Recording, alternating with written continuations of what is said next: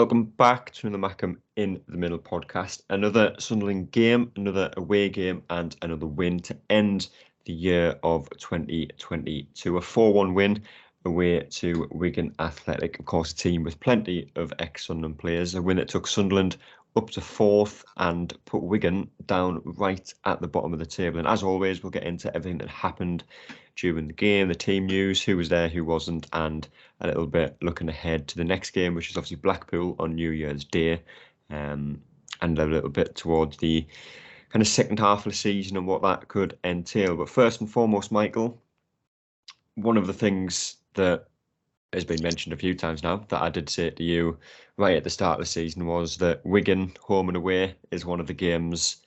Well, at the start of the season was one of the only games where I would say Sunderland have to win, and it would be expected of Sunderland to win. With how well we've done so far this season, there's probably a few more games you can throw into that kind of bracket, but that was still one of the games that we had to win. We did win it, and we won it emphatically. I think obviously the two promoted teams that came up with us, you'd throw into that category. Obviously, we still have to go to Rotherham, but Rotherham and Wigan were home and away, certainly games that you have to be doing well in if you're wanting to do anything this season. And yes, we won it very emphatically. It's weird because I was at both Wigan games at the DW in 2022. Obviously, we beat them 3-0 not long after Alex Neil came in, and then we. And funny enough, going in, and this is relevant, but going into that game, Wigan were high flying, we were low on confidence, and I was kind of doing the reverse psychology. There you go, Wigan, enjoy your 3 points. And to say that, a Wigan fan messaged me on social media, I think it was on Instagram, one of the few decent ones I've come across, and he said, "Congrats on your win, congrats on your 3 points." And I was like, nice try. I did that last season, and look what happened. This was a game, weirdly, that I don't know. Well, I said on the last podcast that I felt my head was going with 1-1 because I felt there was going to be a game somewhere where we're going to drop points where we don't expect to. And I think Wigan going forward aren't the worst. I think there's worse teams than Wigan going forward, although last night they were pretty poor. But that's not Sunderland's problem. We ended up getting the victory. And one of the things I'll touch upon is that it's weird that earlier in the season, people were talking about our lack of depth costing us. And yet last night, our substitutions for me won us the game. It's a big win. It's one that was definitely, again, wouldn't say needed, but it's one that, you'd be very disappointed not to win. And for context, Wigan were they finished something like 8 points ahead of us, I think, in League One last season, and they were always well ahead of us. Whereas this season, I've just looked at the table in front of me, we're 13 points ahead of Wigan now, which shows you how mental this season is compared to last with the two clubs. Yeah. And obviously that, like I said, John, that win takes us fourth. It puts Wigan bottom of the table. When this podcast goes out, we could probably be back down in something like 10th, I think it is. I think there's a few games on the night, and obviously that's their game in hand. And with how tight the table is, like, we're going to say, like we've probably said about 10 times, we're going to say it for the rest of the season because I think it's going to continue to be that way. We are still in a very good position. We'll probably touch on this in a podcast that we'll do in the next week or so, where we kind of talk about the year as a whole and the first half of the season. But like I've said, I think we said it last week, the more we win and the more we perform, the more 30-yard screamers and Barcelona-esque goals that we start scoring, the more the question is raised as to, with a little bit more investment, can we finish in the top 6? And like we said, after Blackburn, yes. After Wigan, it's an even bigger yes. Yeah, I think we have been saying it. It's about finding that consistency and putting those. There was another time yesterday we've quite struggled for it, but it was back-to-back wins. Again, if we can go one better and get that third win against Blackpool, which in fairness we should do with how we're playing at the moment. There's no reason why you look at, to me, Blackburn were really poor. They're still ahead of us. You think, what is this league about? And if you could find that consistency from what we're saying is now to the end of the season, if you put those runs together, you'll be in with a massive shout. And like we said, if we can add, obviously we know there'll be a few players going out on loan. If we can add sort of what we'd call, I don't know, maybe 2 to 3, in key positions, and just add to that maybe a little bit of experience, which probably won us the game yesterday. There's no reason why we can't stay there. Yesterday was a bit. I did put a tweet out saying it was a bit of like a basketball match with, the young kids. As soon as they get the ball, they're keen. There's no fear, and they just want to go forward. And that gave Wigan a little bit of a, that they can come back and maybe have a little go at us, even though they were dreadful. You just want those experienced ones and the ones who did come on, who just took the sting out of it a little bit. And then when you do get your good chances, you spring them and you take your chance. And that's what we saw. But yeah, go back to the original point. There's no reason why that you can't, if you get the right things in place. And obviously there's other stuff going on in the background, but the recruitment, you've got to take your hat off. I was worried about Michu last night playing against Power. You'd think he'd maybe school him a little bit, but I thought Michu was solid. I thought he was excellent, in the tackle and strength. Abdullah Bar, again, very, very good.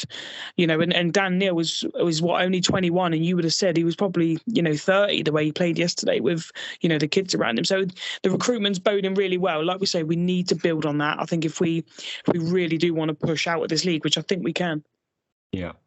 And obviously we did go 1-0 up, Michael, and it was Ellis Sims that got the goal, and we'll probably talk about his performance a little bit later on, which I don't think too many people would disagree with. On the large, was probably far from his best, but he got the goal, and I don't know whether this counts as a goal from a corner. I'll let one of you two decide that, but it does come originally from a corner. Obviously this is right after their keeper's made a double save. Abdullah Bar probably should have scored it. He hits the rebound after Diallo has a shot saved, and I think, is it Jamie Jones? I think is the Wigan keeper. Yes, it was. Yes, it is Jamie Jones. He makes a good save. Bar should probably do better, but the corner comes in. Clark gets it short. He puts the ball in. Trey Hume with a pretty terrible shot, to be honest. Hits it in the ground. Sims at the back post. It's an easy goal, and I say it's an easy goal. You've got to be in the right place at the right time, and that's exactly what Sims has done all season. Yeah, it was right place, right time, wasn't it? I definitely agree that Sims has played better than that. Although I thought he was all right last night. I don't think there was anyone. There's one. The only player I could think of who had a pretty off game for me was Clark. But other than that, I don't think anyone else had a really worse than average game. And some players were very good, but Sims was just right place, right time. Question Wigan defensively, because if you're letting Ellis Sims get a basically an open goal, free header. Well, there was a free player at the back post and a free player at the front post. So exactly. You do question who's marking who, but yeah, exactly. I'm not complaining. So, to be fair, you could arguably credit Sunderland for the fact that our short corner and set piece routine, if you want to class it as a set piece goal, caught Wigan off guard completely, because they probably expected us to just hoof the ball into the box first time. Yeah, you're right. We did get lucky with the fact that Trey Hume's shot wasn't very good, and it was just basically a late Christmas present, wasn't it? Santa Claus was basically in disguise as Wigan players. So but you take it whatever way you can, and yeah, I think and we talk about Ross Stewart, but I'll mention this about Sims. I think that's Sims' 7th goal of the season. Yeah. I might be wrong on that one, but I think it's his 7th goal. And for all that, obviously, we talked about Ross Stewart, so I won't go into it again. But if, say, Stewart was to leave, I still have enough confidence Ellis Sims is good enough to not necessarily do the same job as effectively as Stewart, but I think he's good enough to certainly keep getting goals, because I think he's got the natural instinct for making the intelligent decisions when in front of goal to try and score. Yeah. And obviously, after that goal that we did score to take the lead, John, we had more chances. Ahmad with probably the most notable one. Sims did quite well in that build-up play towards that one. Diallo gets the ball, he cuts inside, he hits the bar, and Sunderland probably should have been 3, maybe 4-0 up before Wigan even had the first chance of the game. But Wigan's first chance of the game did arrive. I think it was Asgard took a shot from about 20 yards, probably Michu and Bar a little bit slow to close it down. Patterson, for how well he's done this season, I think he is the one you'll probably look at and kind of point the finger on for that goal, because he parries it, and he doesn't parry it anywhere in particular. It's straight out to Will Keane, who probably has the simplest finish he's had all season. And for how good Sunderland did, probably in that first half, that was a bit of a blow to go level at 1-1, and then obviously at half-time, that is what the score was. Yeah, it was a massive frustration. You've let a really, really poor team, and that's what we need to do is start putting teams to the sword and kill the game, and then manage the game. I think in the actual goal, I think you can point to probably a catalogue of errors. First of all, I think it's Jack Clark, who I'm sure he has Abdullah Bar out on the left in so much space, and he tries to play it inside to Sims, who's crowded out and doesn't hold the ball up very well. That's the turnover then, and then they obviously spring us really quickly. Again, we don't shut the ball down very quick, and we let them get a shot away. I think Patterson will be disappointed with it, barring it does bounce just in front of him. Not that that's an excuse, because he could still parry it into a different area. So he'll know by his own very good standards this season that it will, that is a mistake. And I think our defenders maybe have to react. Keane's a very good finisher, but he does react first. I think the defenders are, maybe if you're anticipating Patterson saving it, which you probably are, you've then got to follow it in with, follow the striker in and be there to stop him getting it. So yeah, it was a massive frustration. And if anything, it was probably Mowbray probably turned it into a positive and said, look, they've had one shot, barring obviously McLean hitting the crossbar at the post. They've had one real opportunity and scored. We've controlled the game. We need to go out there and we need to turn the screw. And obviously it took about 10 minutes for the subs. He probably used that as the momentum of, right, let's go back out there, play your football, and you will take these apart. We've got to stop letting teams have an easy route in. If someone bangs one in the top corner from 30 yards, you've got to take half and go, fair enough. But stop giving away stupid little goals. Obviously the goal on against Blackburn was a frustrating one. Just cut those out, and we can score goals against anybody. I think for me, the massive frustration in that goal was the decision making from Jack Clark, which frustrated me all game. And he had a simple ball and out wide, didn't do it, and then obviously errors have happened since then. But I think we did create our own problem there. Yeah, obviously, like I said there, Michael, it was 1-1 half time. We come out second half, and probably the performance was poor up until the changes. And I said on Twitter that. This is the tweet you got a bit of stick for, wasn't it? Yeah. Start of the second half was poor. Changes need to be made unless this is only going one way. Changes get made, and two of the subs go on to score the goals, which we'll obviously get onto. We win the game 4-1, and the performance completely changes from what was at the start of the second half. And you have people replying to that saying that's aged well. And it did. It aged very well, because that's exactly what happened. Well, that's what you would have wanted, isn't it? I mean, let's not pretend. You still weren't trying reverse psychology there, weren't you? So, that's what you want. You want to see the changes getting made, and that was what won us the game. And I think for me that if you look at I've said it on my video that I think the opening 30 minutes and closing 30 minutes was Sunderland's by a country mile, whereas I think Wigan was starting to get more in the ascendancy in the last 10 minutes of the first half, and the first 15 minutes of the second, it was poor. We weren't at our fluent best.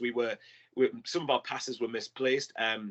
Players like Jack Clark, like John mentioned earlier, he was trying to do his let's go in our own third and take on half the team, and he ended up losing the ball more times than he was successful at it. Yeah. So the changes did need to be made, and I was saying it in the ground that we've got to make the changes, because otherwise we will get punished for this, or at the very least, we certainly ain't winning the game. And like I mentioned earlier at the start of the podcast, that if you compare the lack of options that people felt we had at the start of the season, which were fair criticisms, the options we had last night in comparison to Wigan's was what won us the game. And that, as you said, was the turning point in the match. Yeah. But on the second goal, obviously, Ross Stewart comes on the pitch, John. Patrick Roberts comes on, and, well, believe it or not, Alex Pritchard came on as well. Patrick Roberts gets the ball. He does what he always does, whether he's having a good game or a bad game. He gets the ball, he drives forward, he beats his man. He goes down in the box after he's played the ball to Stewart, and when he'd given the penalty, I didn't really realise what it was for. But obviously, you see the replay. I think it's Naylor comes across Patrick Roberts after he's passed it. It's a late challenge. Anywhere else on the pitch, it's a foul, and quite frankly, it's a foul that I would probably expect referees in this division to completely miss and ignore, just because the ball's been played into Stewart.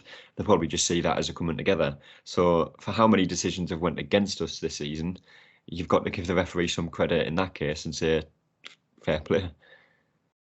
Yeah, definitely. We bash referees most week, and rightly so, but when they do get top decisions right, then, ideally they got to be praised. I don't think the ref was was that bad at all last night. I thought he was pretty spot. I didn't really notice him, which is always a good thing. And I think when Roberts does play the ball, I think the natural reaction, I think we did as well, is to watch, where the ball's gone and see Stewart. Yeah. And, I saw the referee blow the whistle and then point to the spot, and I was thinking, wow, penalty, and not knowing obviously what it's for. But then when you do look back, it's excellent refereeing, because, Roberts lays it off.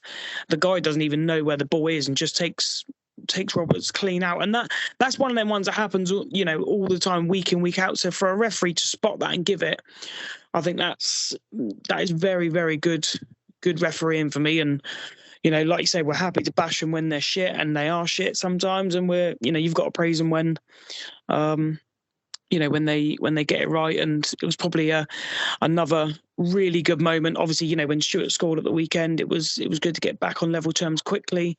And I think even though the keeper got hand to it, I don't think Ross Stewart's going to miss, to be fair. And it was probably gave him a bit of a boost and us a boost for, we're ahead. We can manage the game now with the players on the pitch, and, we can maybe go on and play a bit of football and let them, invite them on, because they are a poor team, and then pick them off. So, yeah, back to the original point. Excellent refereeing, to be fair. Yeah. And obviously it was a good penalty from Ross Stewart. It's now 3 goals in 3 games since he returned. Michael, obviously 2 from the spot. 2 of the 3 penalties that we've had this season as well have come in the last 2 games, which is something, I suppose. But it's not the easiest thing in the world, especially when you're coming back from an injury, when you're coming off the bench and you've been on the pitch for 3 minutes when the game's already been played for 60. To go ahead, take the penalty, and not just take it, but score it with ease, really. When Stewart steps up nowadays, there's not much doubt in your mind. No, there definitely isn't. He's got the right level of composure and accuracy with the penalty. At first glance, because obviously I was right in front of the goal, and at a very brief split second, I thought the keeper had saved it, because I think the keeper gets a hand to it and it goes in off the post. But to be fair, that probably you could also say that shows how accurate the penalty was if the keeper doesn't get a hand to it. And yet, penalties, we know they're psychological, aren't they? That it's basically a mental psychological battle with the penalty taker versus the keeper. And sometimes we've seen before when, in the past with Sunderland, when we have a penalty and we miss it, the player who's missed the penalty, and as a team, we can deflate from that. So that was a big moment. In fact, to be honest, the 2 penalties that Stewart's, every goal that Stewart scored has been a big moment, because this goal that Hull got us a point with 10 men. The penalty against Blackburn changes the game so quickly after Blackburn go in front. Bear in mind, at that point they'd never lost when the first goal they get the first goal, and then last night when it was a big moment at 1-1, where if we missed that, then that Wigan's tails are up, aren't they? So, you can't knock him. I mean, I've just seen the stat here. He's now got 8 goals in 10 games. You said it on the last podcast. He's got the best goals per game ratio of the Championship.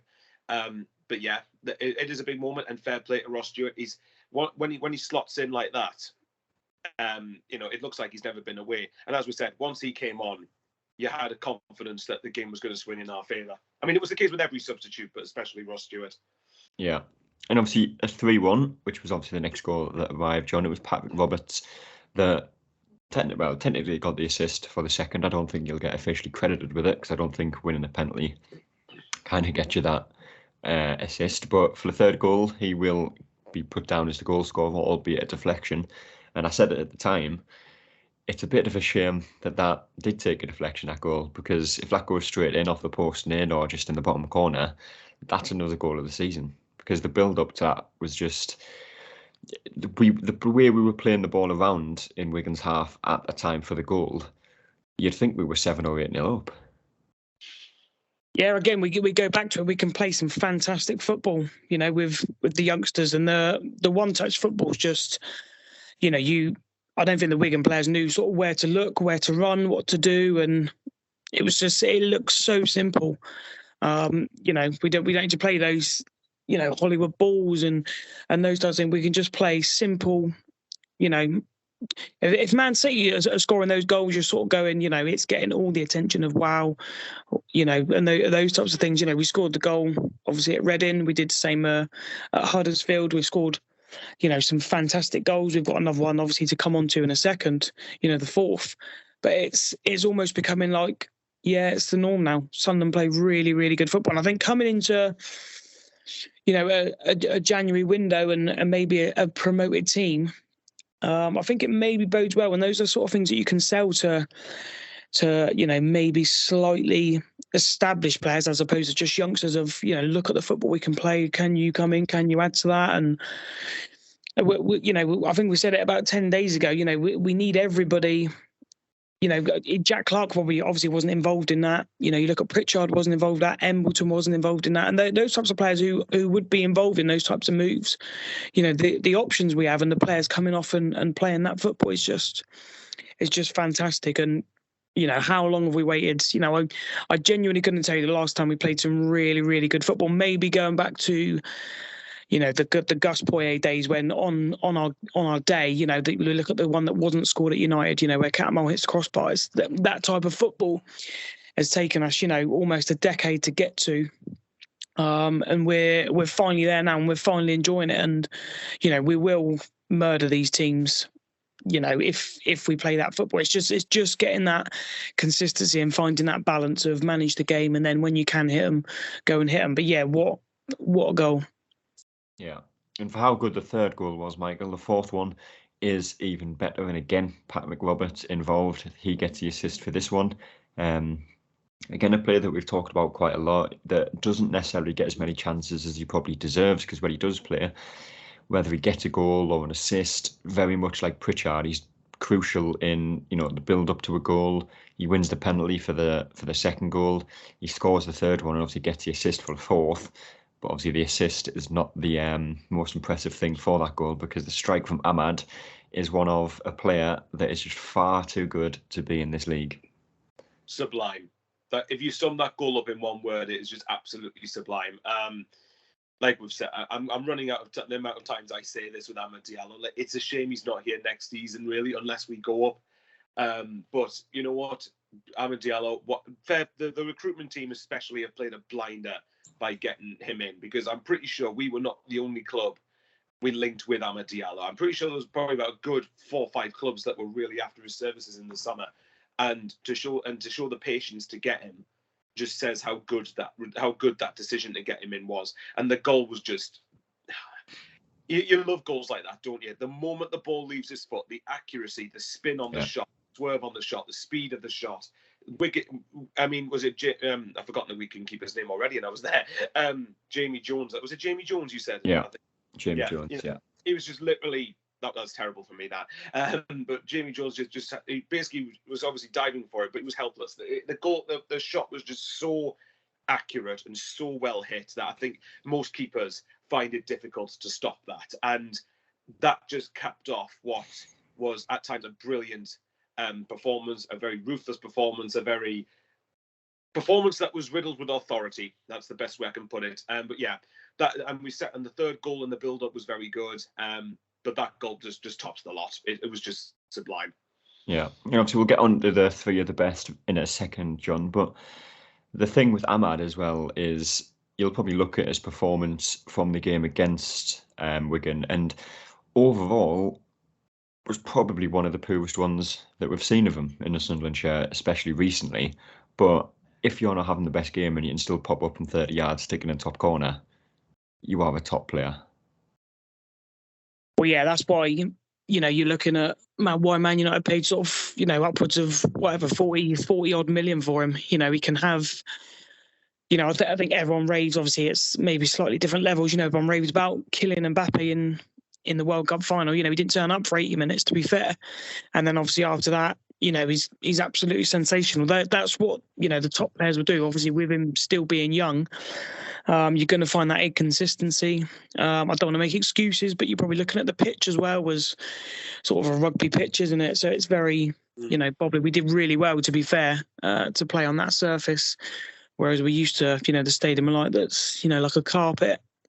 But yeah, he's got that ability, and obviously Man United are very, very happy with him. I think, the recruitment team would have to go to United and maybe justify what they can do with him, because I think I read something that Tony Mowbray said, obviously probably about sort of, 8 to 10 weeks ago saying that, he needs to brush up on this. He's not good enough at that. And obviously they've sat down with him and gone through what they need to go through with him and said, look, this is where you need to be. This is what you need to do.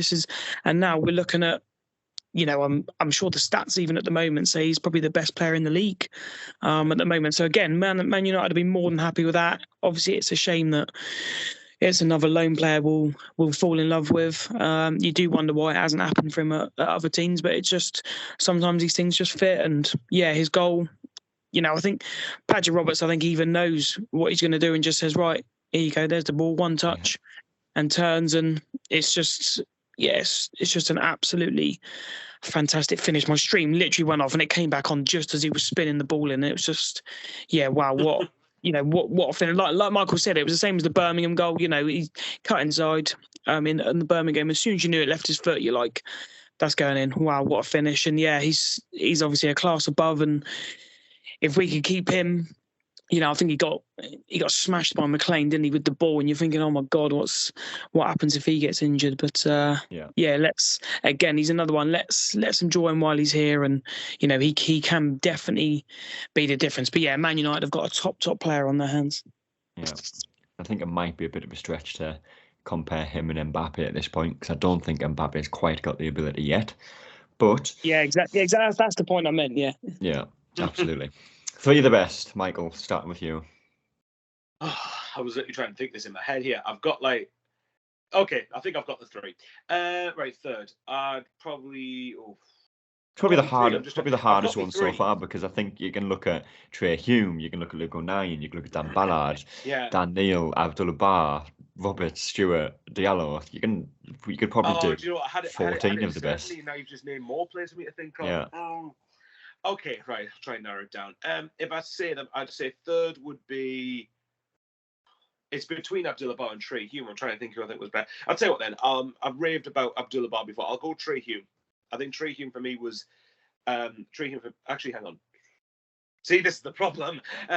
This is the problem I want. This is the problem you want to have, though. You want to be able to say, "Oh, hang on, is it right? Screw it, I don't care."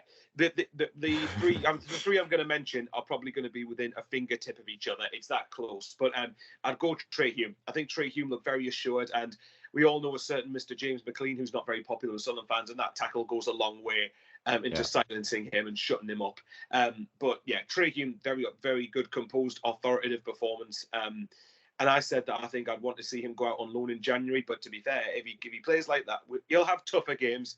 But if he plays like that and continues to get better, then he's got a case to start. Make the shirt his own and start regularly. Yeah, it's always been a weird one with Trey Hume, because I don't think pretty much every game I can remember him playing, he's been very good. But he just never seems to get a run of games in the team. And you look at Linton Gooch, who, I think he had a good game when he played against Blackburn, it was, and he started the season well, but he's inconsistent. Trey Hume's been good every time he's played. Trey Hume for me has gone really under the radar, hasn't he? And I think that's the way to sort of sum him up. But I think he actually looks quite, and even in League One, I think when he had those few games when we were really, really bad, but Trey Hume wasn't one of them. I think Trey Hume looked all right even when he played in League One. And it's just a matter of that. If you're not going to send him out on loan, then Trey Hume needs to be playing games. One way or another, he needs to be playing games, because we'll have signed him with the view of him being our first choice right back in a couple of seasons. Yeah. Anyway, John. Yeah, Michael's totally stolen me, man, because I was going to go with Trey Hume and echo everything he said. You can go You can go first for second if you want, then. But I'll switch it over to Bar. I thought Bar was really, really good. I thought his drive and runs was superb. I thought he knew when to release the ball, and for such a young kid, and just very, very good on the ball and driving forward. Maybe unlucky not to score. You maybe expect him to get a shot on target. I thought his pressing was excellent. In the first half when he smashed into the defender and ultimately made him go off. The pressing was excellent. It's easy to, as a youngster, just think, no, I'll just sit in, and it was, and you'd probably say he's out of position as well. He's sort of playing like a high sort of left in behind Sims. He wasn't really playing his midfield, but to me, absolutely flourished. Very unlucky to maybe not get a free kick right at the end when the defender's absolutely stamped on his foot. you know, and the referee sort of waved it on. But yeah, I for think he me, tried That an was a elastical sympathy around him decision as well. from the referee. That was a sympathy Yeah. decision, no doubt.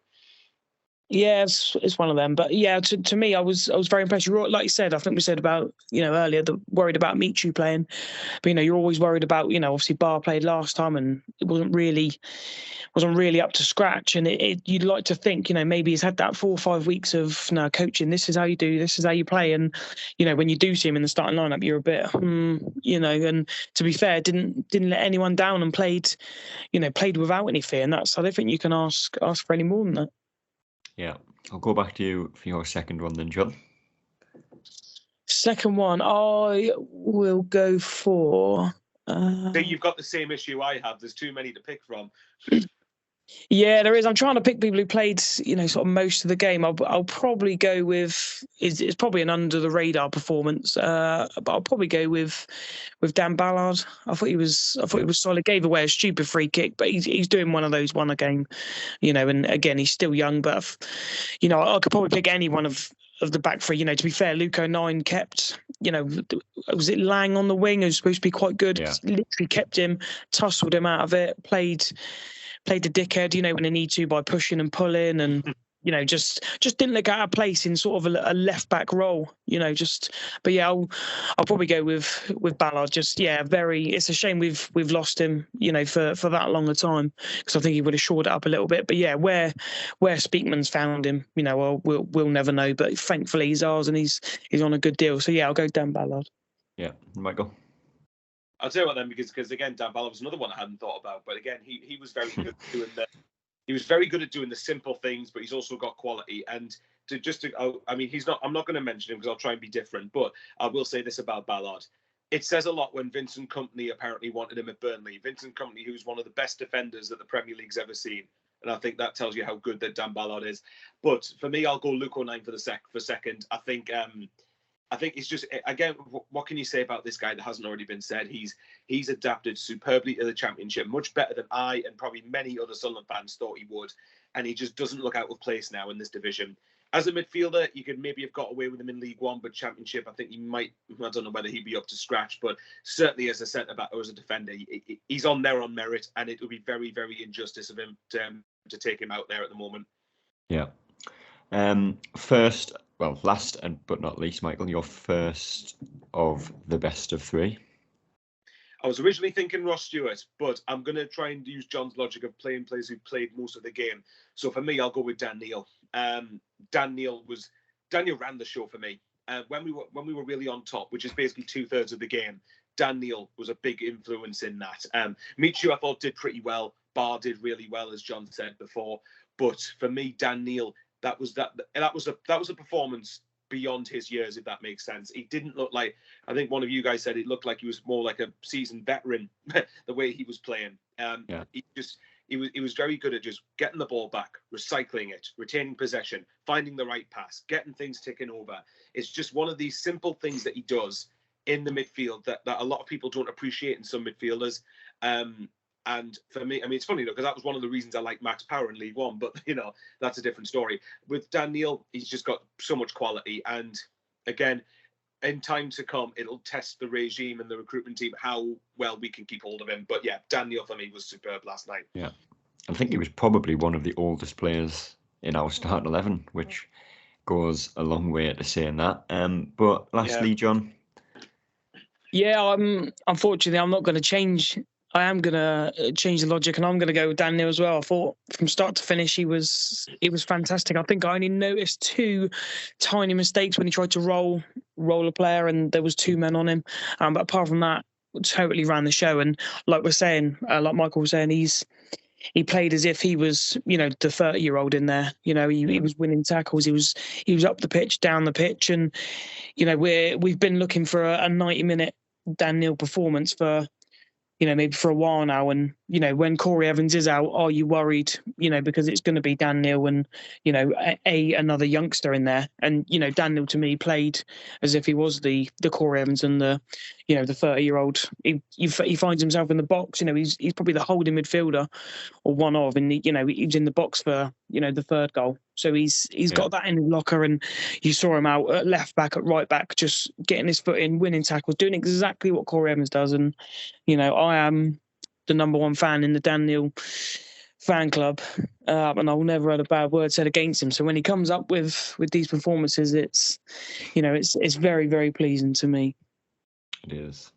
But obviously that is the last game. Well, it was the last game of 2022, a year that started with us losing 6-0 to Bolton, with largely the exact same team that has played the majority of games this season, and obviously ended with us.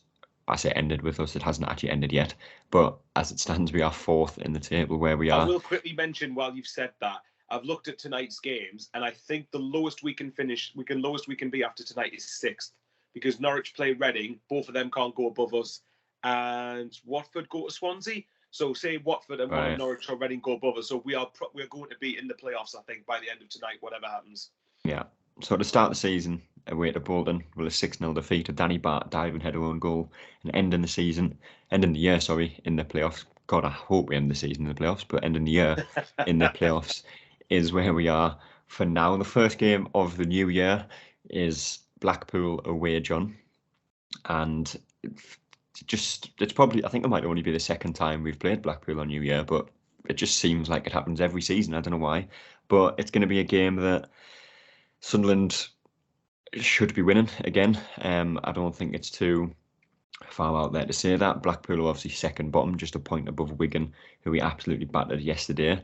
It's not going to be the easiest game. Obviously, Blackpool have a few good players. Jerry Yates, a player that has been linked with replacing Ross Stewart. Don't think there's going to be too much happening on that front. But, with 6 points from the last two games, I said that 7 points out of these three games would be a good return from Sunderland, kind of expecting that 1 point would have come against Blackburn. We've beat them, we've beat Wigan. If you beat Blackpool, you start the year on a high, and like I say, the ceiling could just continue to raise as the season goes on. But what is the prediction for that game? I'll probably go 2-0 Sunderland. Like I say, it's not going to be easy. I don't think they're ever easy, apart from when you play Wigan. But I'll easily take a 2-0. I think maybe giving Stewart sort of 50-60 minute break yesterday, he could then, start the game. But if we're really serious about staying in the playoffs and cementing our place in there, then you've got to go to these places and pick up results. And ultimately, we do owe them for the 0-0 at the Stadium Light, which we, if we maybe had a striker, we probably would have won sort of 3 or 4-0, but we didn't. So I think we do owe them. And then, like I say, it's good to start the new year on a high. And then, then it's a nice break for the FA Cup. We can, we're not too fussed about the FA Cup. A nice run would be good, but, we can give a few of the squad players a go. Yeah. And Michael, predictions of that game? This is weird because the Wigan game, I thought there's more likely for us to drop points. I think I agree with you guys that it's one where if your expectation has changed to being in the playoffs, then this is a game you need to be winning.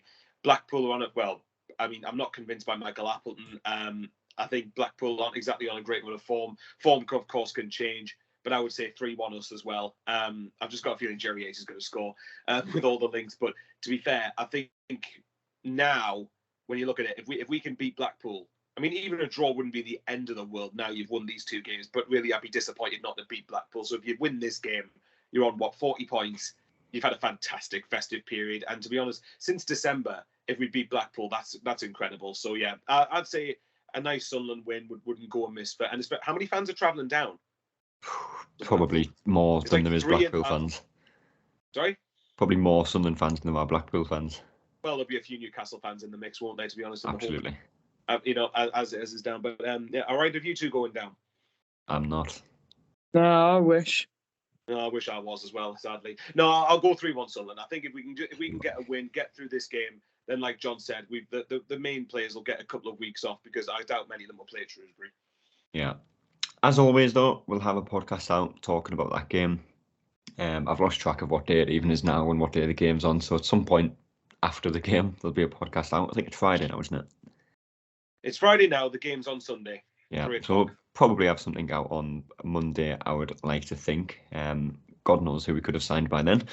Probably no one Sunderland, and they're kind of, not reluctancy, but usual business, usually coming towards the end of the transfer window, but you never know with that one. Happy New Year to everyone, and hopefully next year is the one where we can see back-to-back promotions, but that is a long way away yet, and there's plenty of games, plenty of points to play for, and there's going to be plenty of twists and turns along the way. But until then, we will see you later. That's all, folks.